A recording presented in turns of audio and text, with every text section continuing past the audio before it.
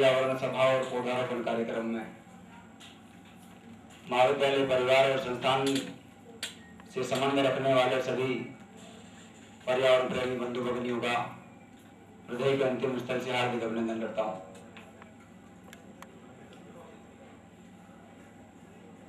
सबसे पहले तो आप लोगों का जो मजाकिया मूड था थोड़ी देर पहले, उसको देखकर मुझे लगा था कि पता नहीं कितना अनुशासन और इन सबकी गरिमाएं लोग रखेंगे। किसी स्टूडेंट का नहीं है जिसके ऊपर जरा सा भी कोई शिकन मुझे या किसी तरीके का तनाव आ रहा है। इसके लिए आप सब बधाई के पात्र हैं।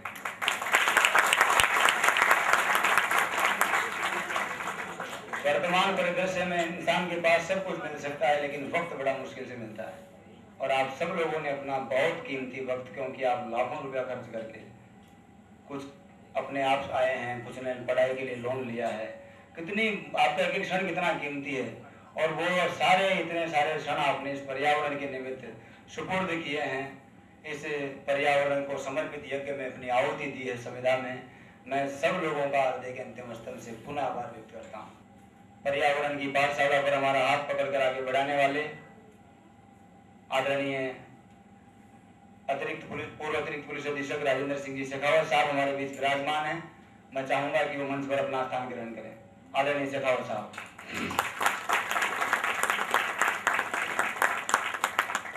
इस महाविद्यालय के निदेशक महोदय, सादगी की प्रतिमूर्ति, जब से मिला हूं 100 बार मिलता हूं, 100 रूप मुझे देखने को मिलते हैं और हर रूप में मुझे कुछ न कुछ सीखने को मिलता है।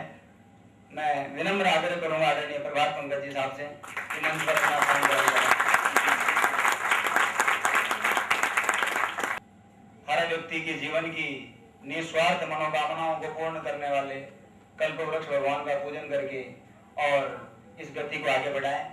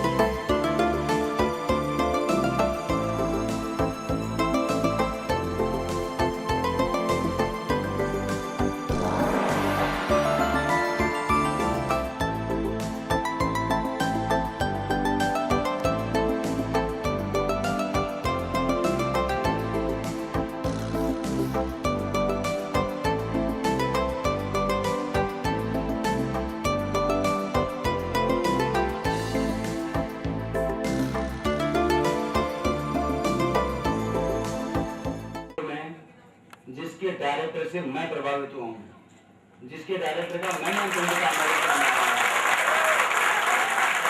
मतलब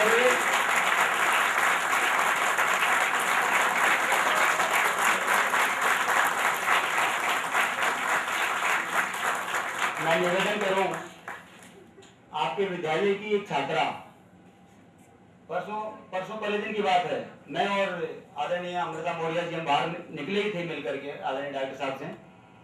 जब बाहर निकले तो एक लड़की आई और ऐसे चुलबुली से होते ना, फुदकती बच्ची हो जाती है, वैसे आई और आकर के डायरेक्टर साहब के सामने खड़ी हो गई। कैसा लग रहा है? अच्छा लग रहा है मुझे। मैंने इनको अमृता मौर्य जी को मैं बोलने वाला था कि साहब की बिटिया दिखती है, तो मुझे लगा कि पूछने का क्या है, तो बिटिया ही तो है। फिर मैंने साहब से पूछा, इतने में तो उन्होंने कहा कि स्टूडेंट है मेरी। आप ताजुब देखिए कि बच्चों से इस तरीके का व्यवहार कि पिता पुत्र में जो संबंध होते हैं, ऐसा उदाहरण मैंने जयपुर के किसी कॉलेज में नहीं देखा। अपने विद्यार्थी को अपने बेटों को समान माना जाता है।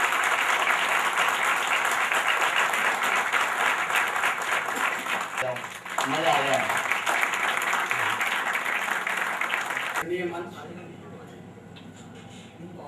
विष्णु लांबा जी, अध्यक्ष कल्पतरु संस्थान और मैनेजमेंट इंस्टीट्यूट के स्टूडेंट्स,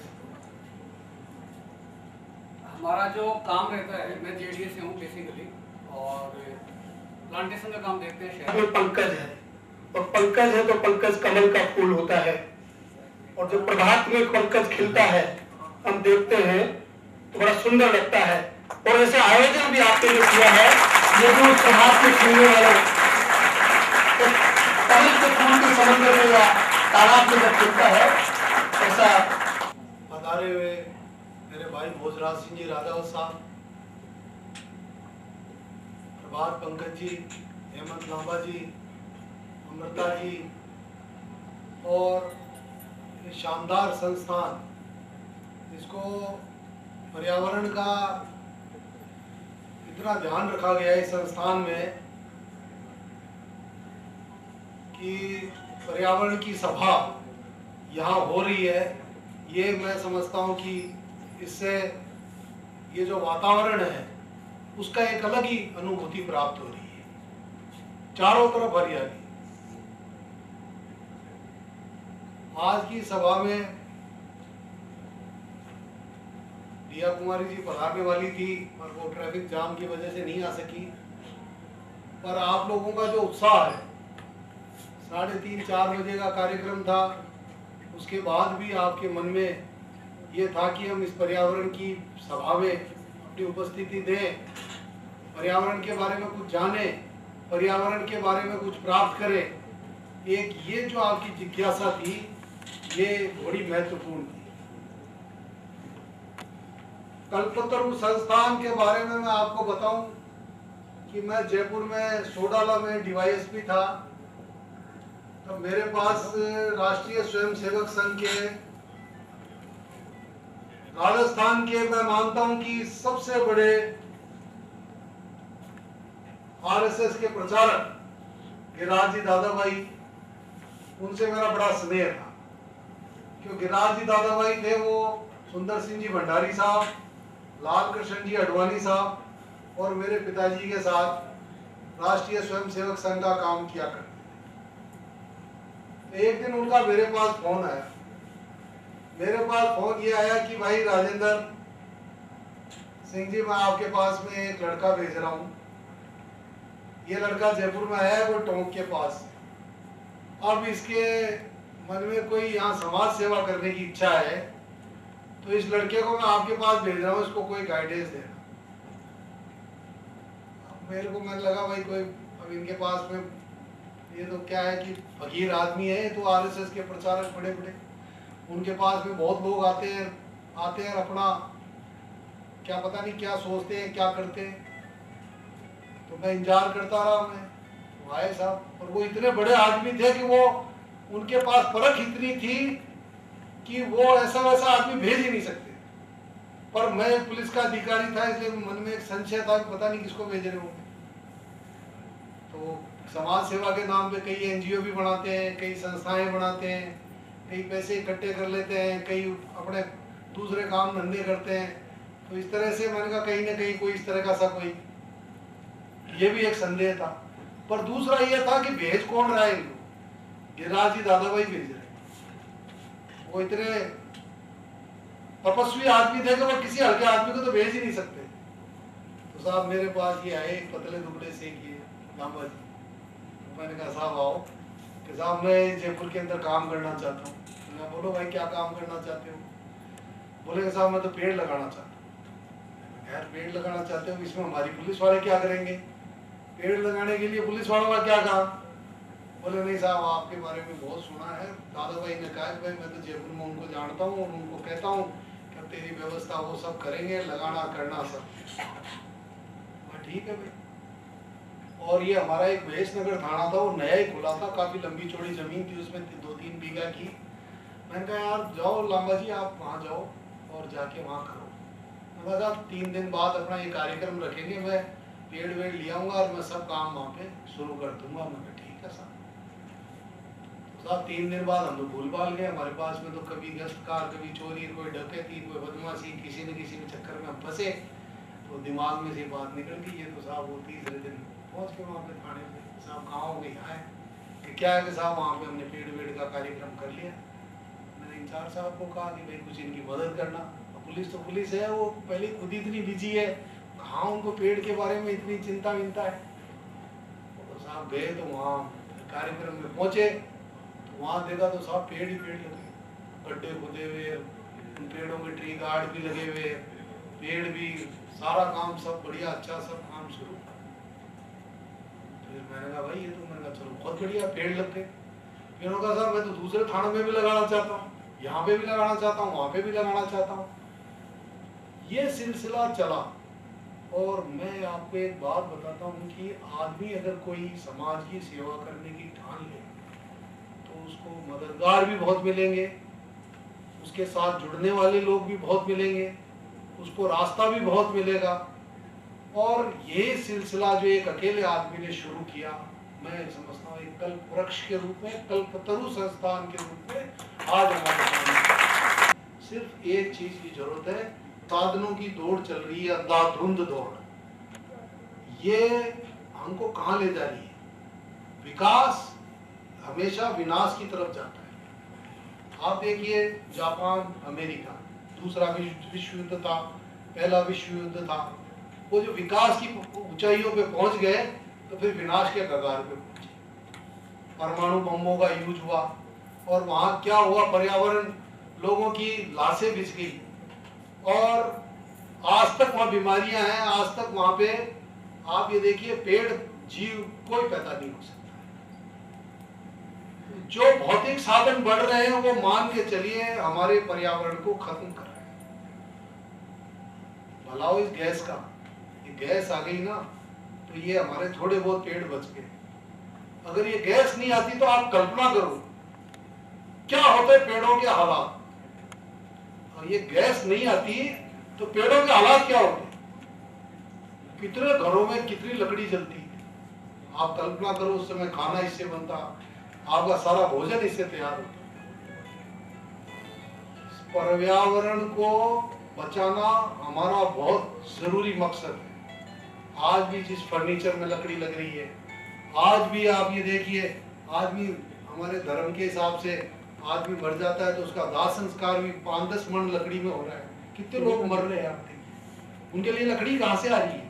पेड़ों से आ रही है। जितने पेड़ कट रहे हैं आप ये मान के चलो उतनी हमारी सांसें कम हो रही है।